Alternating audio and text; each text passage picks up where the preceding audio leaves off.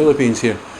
I just want to do a piece today to camera, and we're going to cover the homosexual transsexualism, autogynephilic transvestism in the Philippines, Southeast Asia generally, but we're in the Philippines, so we're going to discuss that. Now, there are two conditions which can cause a person born male to wish to appear to be female. One of those is homosexual transsexualism, and that occurs because gender is a function of sexuality, and so if you're sexually attracted to men, you're going to be female or feminine. The other is a much more complicated condition called autogynephilia, in which the subject, the male subject, falls in love with themselves but as a woman, because they're heterosexual, so their object of attraction must be female, so they create within themselves a second pseudo-feminine character which they fall in love with. It's known as an erotic target location error. I've done this before. So some people in the West don't think that autogynephilia exists in Asia. They're wrong. They're dead wrong. I can take you out any city, any major city, or even actually any small town in the Philippines or across Asia, and I can indicate to you, and you can meet and talk to autogynephilics. They're everywhere. They're just everywhere. They're not as common as the homosexual type, but they're still there. They are probably 30% of the total of what we would call MTFs. You know, males who look feminine are actually autogynephilic. The rest will be homosexual transsexuals. There are far more HSTS than in the West, because far more HSTS become HSTS rather than remaining as gay boys, and that's because the culture is more relaxed about it. Simple as that. There's no crossover between AGP and HSTS. There is a crossover between HSTS and gender conforming homosexual male presentations. So anyway, as you know, you'll know my partner Sam, who is delightful. Now Sam is 100% HSTS. She's classic. You couldn't get more HSTS than Sam, and she is really a classic exemplar of the the Asian HSTS type. She's small, she's pretty, she's fine-boned. She's not she's not studied in her behaviour. She's completely natural, totally naturally feminine. She acts in every way like a girl would. She's responsive in the way that a girl would be. She is a girl. I thought I'd ask Sam about what she thought the different types of people who were gender non-conforming broadly in Asia might be, and she came up with some interesting points, so I'm going to go through them quickly. She's not here at the moment, but we might update this again when she is. And the first type is Sam. You know, she's always concerned about being beautiful, and the reason is that she wants to attract men.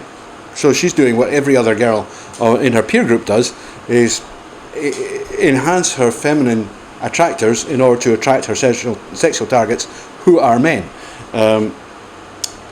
She always wants to be pretty. She's only interested in straight men. Girls like Sam are not interested in gay men. They will not go out with them. They just won't have anything to do with them other than as friends. Usually they've got a few gay men as friends, but they won't date them. They just won't do it. And she started having gender non-conforming experiences when she was 3 to 4 years old. She started to have crushes on men. She started to have strong crushes on male film stars, older relatives and friends of the family, that sort of thing.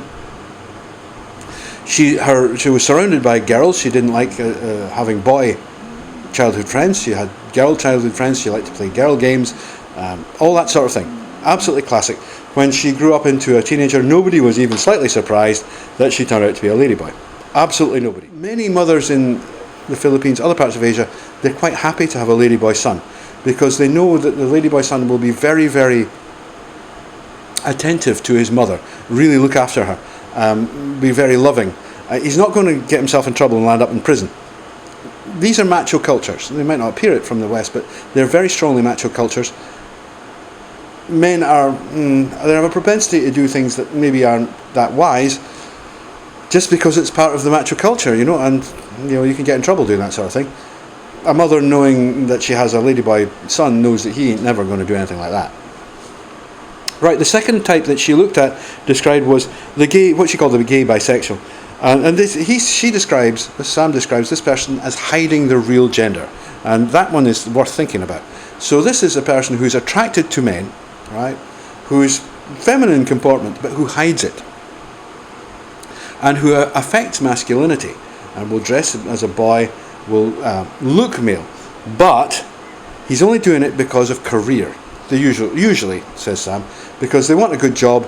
They might be in the position where they have to have a good job because they need to support their mother and father as they get older. That's a big thing in Asia. So instead of being a trans lady boy, they're gender conforming. They appear to be male, but their sentiments are pretty much exactly the same as the type 1 like Sam, the HSTS in the West. But there's a slight difference in that they will have partnerships with other gays, right? They will have partnerships with other men like them. And sometimes with girls. But mainly with other men. Now the third type, which I find quite interesting, Sam calls an ugly gay. So this type is gender non-conforming, but not pretty. It's not a beautiful person. But she's still gay. This is, she quoted Vice Ganda, very famous Filipino media star, as being an exemplar of this. And they wear very strongly gender non-conforming clothing. They might take hormones to smooth their skin. They might have some facial surgery to make them look a little bit more feminine. But they're not actually trans. They're somewhere in the middle. They're playing a kind of a game with you. It's a kind of, what am I? What's going on here? And a lot of them work in theatre, and a lot of them work in comedy because they're able to take,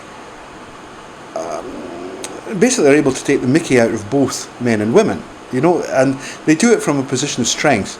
They're able to take the human side of everyone, men and women, and make fun of it, and that's a good thing, you know. That's a nice thing to be able to do.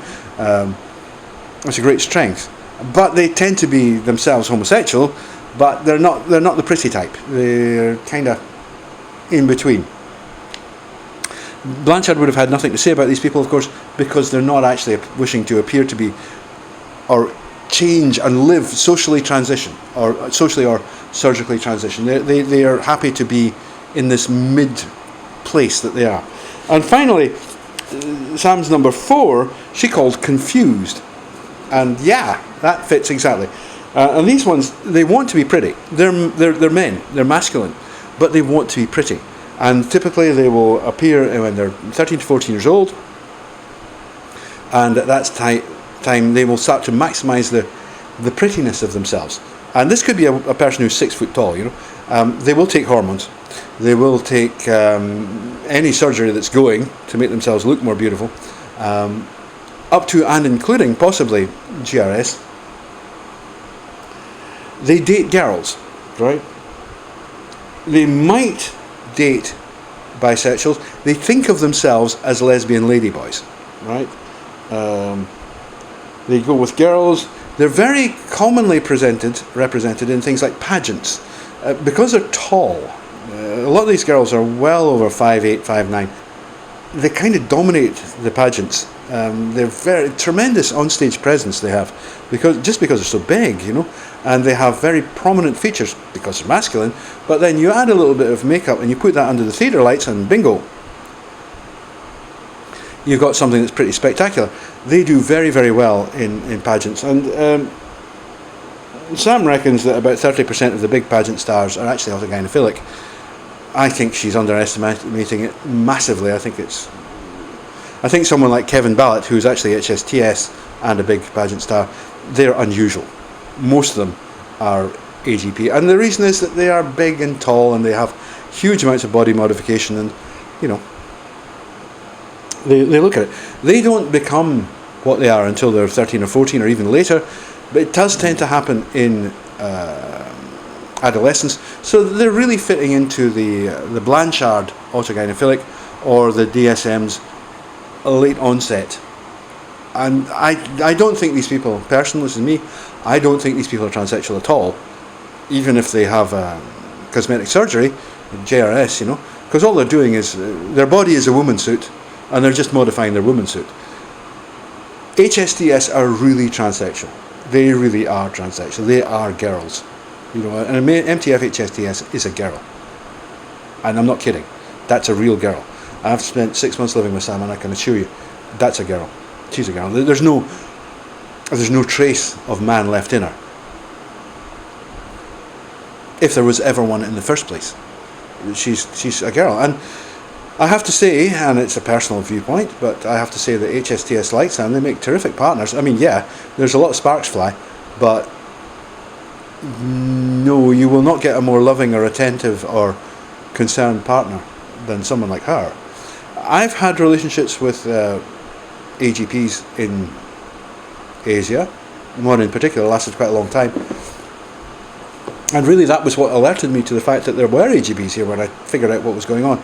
And I can tell you this, you can't have a real relationship. A straight man like me, you can't have a real relationship with an autogynephilic transvestite. You're not actually having a relationship with the real person. What you're dealing with is this role that they're playing all the time. It's not real. It's just, you know, this thing they've made up and that they're inhabiting. And, you know, routinely, regularly, it will slip, it will fail, it will break away, and the guy comes out, you know. This just doesn't happen with HSTS. I mean, they are what they are. Ray Blanchard didn't put it this way. He said that he would be not at all surprised if it was found that HSTS have brains like women, and that's what we do. We do know that is the case now. But the term "born in the wrong body," well, I don't think anybody was born in the wrong body. I mean, it's your body, you know. But HSTS were definitely born in a surprising body.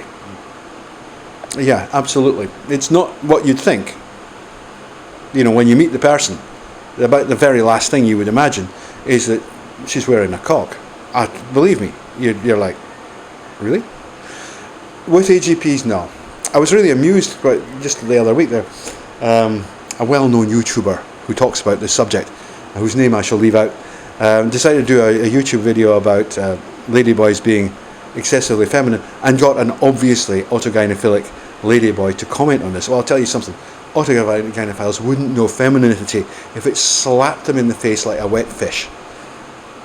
They are just so masculine, it's beyond belief. They don't know the first thing about femininity, and what they do know, they've studied. You know, it's a role. They're like actors. HSTS aren't acting. It's real. It's a big difference, you know. So there you are. That's how it is. And if you're in Southeast Asia and you're looking to meet a ladyboy, which is what they all call themselves, by the way, then what I would say is this: if you are yourself autogynephilic, that is, you have cross-dressing fantasies, even if they keep them to yourself, you might be okay with an AGP. But if you're a straight guy, no, forget it. AGP will not keep you happy. It just ain't going to work. You might have fun on, you know, short time, one night stands, mongering, using prostitutes. If you want a relationship, you're going to have to find yourself a sweet HSTS. One of the things that I would also say is that these discoveries I've made in Asia really vindicate Ray Blanchard. You know, so shout out to Dr. Ray Blanchard yet again.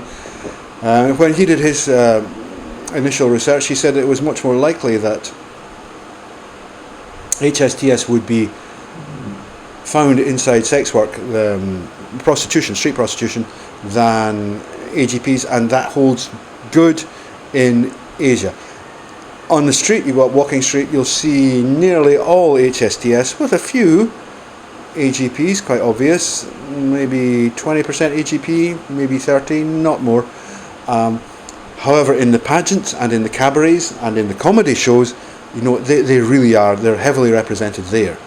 Lots and lots of 6-foot AGPs.